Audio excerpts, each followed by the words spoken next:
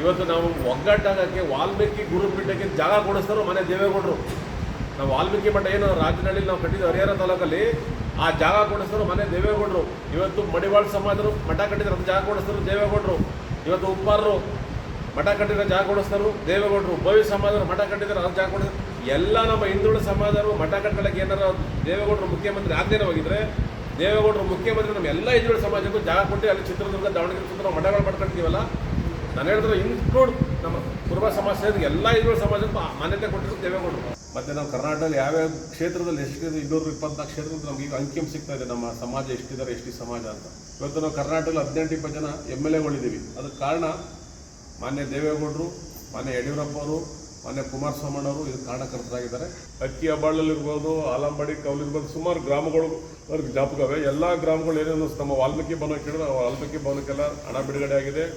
ತಾಲೂಕು ಮಟ್ಟದಲ್ಲೂ ವಾಲ್ಮೀಕಿ ಭವನ ಮಾಡಬೇಕು ಅಂತ ಹೇಳಿ 1.5 ಕೋಟಿ ಹಣ ಬಿಡುಗಡೆ ಆಗಿದೆ. ಮತ್ತು ಜಾಗನೂ ನಾರಾಯಣಗೌಡರ ಮಂತ್ರಿಯದಲ್ಲೇ ಜಾಗನೂ ಅಲರ್ಟ್ ಆಗಿದೆ.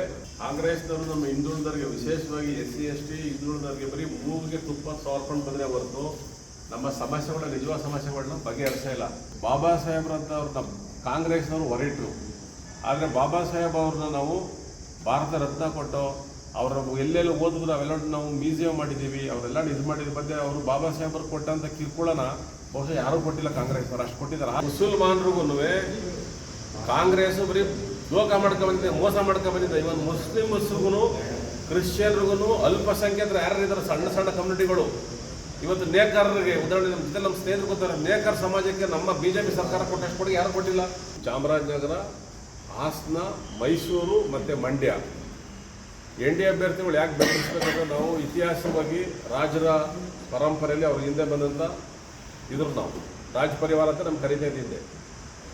ನಾಲ್ವಡಿ ಕೃಷ್ಣರಾಜ ಒಡೆಯರು ಇಲ್ಲಿ ಮಾಡೋಂಥ ಕೆಲಸಗಳಿರೋದು, ಅಣೆಕಟ್ಟಿರ್ಬೋದು, ಮಂಡ್ಯ ಅಭಿವೃದ್ಧಿ ದೃಷ್ಟಿ ಇರ್ಬೋದು, ಮೈಸೂರಿನ ಅರಮನೆ ಇರ್ಬೋದು, ಮೈಸೂರಿನ ನೂರಾರು ಇವತ್ತು ಸಂವಿಧಾನ ಬಂದ ಮೇಲೆ ನಮಗೆ ಅಂಬೇಡ್ಕರ್ ಅವರು ನಮಗೆ ಮೀಸಲಾತಿಯಲ್ಲಿ ತಂದು ಕೊಟ್ಟರು. ಆದರೆ ಅದಕ್ಕಿಂತ ಮೊದಲೇ 4 ವರ್ಷ ನಮಗೆ ಮೀಸಲಾತಿ ಕೊಟ್ಟಿದ್ರು. ಮೈಸೂರಿಗೆ ಫಸ್ಟ್ ಏರ್ಪೋರ್ಟ್ ತಂದರು. ಬ್ಯಾಂಕ್ ಇವತ್ತು ಸ್ಟೇಟ್ ಬ್ಯಾಂಕ್ ಆಫ್ ಮೈಸೂರು ಅಂತ ಹಿಂದೆ ಇತ್ತು. ಮತ್ತು ಸೆಕೆಂಡಲ್ಲೇ ವಿದ್ಯುತ್ ಶಕ್ತಿ ನಮ್ಮ ಇದರಲ್ಲಿ ಮಳವಳ್ಳಿ ತಾಲೂಕಲ್ಲಿ ಗೊತ್ತಿದೆ, ಗಗನಚುಕ್ಕಿ ಬರ್ಚುಕ್ಕಿ ಇದೆಲ್ಲನೂ 4 ವರ್ಷಗಳಲ್ಲಿ ತಂದಿದ್ದು.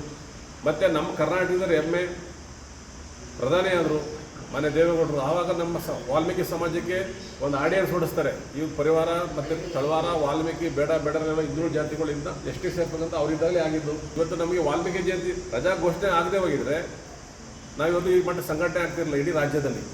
ಇವತ್ತು ನಮಗೆ ಎಷ್ಟು ನಿಗಮ ಮಾಡಿಕೊಟ್ಟಿದೆ. ಇವತ್ತು ಒಂದು ಕಾರ್ ತಗೊಳ್ಬೋದು, ಒಂದು ಬೋರ್ವೆಲ್ ಇರ್ಬೋದು, ಇವೆಲ್ಲ ನಾವು ಮಾಡ್ಬೇಕಾದ್ರೆ ಮೊದಲು ಇಷ್ಟೊಂದು ನಮ್ಗೆ ಅವಕಾಶ ಎಲ್ಲ ಅವಕಾಶ ಇದೆ. ಮತ್ತು ಒಂದು ವ್ಯಾಪಾರ ಮಾಡೋಕ್ಕೆ 5 ಲಕ್ಷ ಗಂಟೆ ಸಾಲ ಕೊಡ್ತಾರೆ ಎಷ್ಟು ನಿಗಮದಿಂದ. ನಾವು ಮನೆ ಕಟ್ಟಕ್ಕೆ ಯಾವ್ದಾದ್ರು ಒಂದು ಮನೆ ಬಿದ್ದರೆ ಆ ಮನೆ ದುಡ್ಡು ಕೊಡ್ತಾರೆ ಮಾಡೋಕ್ಕೆ.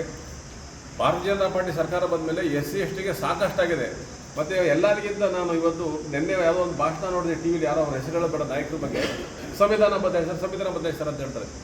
ಯಾವುದೇ ಕಾರಣಕ್ಕೂ ಭಾರತೀಯ ಜನತಾ ಪಾರ್ಟಿ ಅಲ್ಲ, ಯಾವ ಭಗವಂತ ನಮ್ಮೆಲ್ಲ ಸೃಷ್ಟಿಕರ್ತನೂ ಬಂದರೂ ನಮ್ಮ ಸಂವಿಧಾನ ಬದಲಾಯಿಸೋಕ್ಕಾಗಲ್ಲ. ಅದು ನಮ್ಮ ಹಕ್ಕು. SC STಗೆ ಸಂವಿಧಾನ ಯಾರೂ ಬದಲಾಯಿಸೋಕ್ಕಾಗಲ್ಲ ಅಂತ ಸುಮ್ಮನೆ ಗಾಳಿ ಸುದ್ದಿ ಅಪಪ್ರಚಾರ ಮಾಡ್ತಾರೆ. ಕಾಂಗ್ರೆಸ್ನವ್ರ ಮಾತನ್ನ ನೀವು ಕಿವಿ ಕೊಡಬೇಡಿ. ಭಾರತೀಯ ಜನತಾ ಪಾರ್ಟಿ ಅಭಿವೃದ್ಧಿ ದೃಷ್ಟಿಯಿಂದ ಒಳ್ಳೆ ಕೆಲಸ ಮಾಡ್ತಿದೆ. ಆ ಒಳ್ಳೆ ಕೆಲಸ ಮಾಡಲಾಗೆ ಮಾಜಿ ಪ್ರಧಾನಿಗಳಾದಂಥ ದೇವೇಗೌಡರು, ಕುಮಾರಣ್ಣವರು NDA ಬಂದಿದ್ದಾರೆ.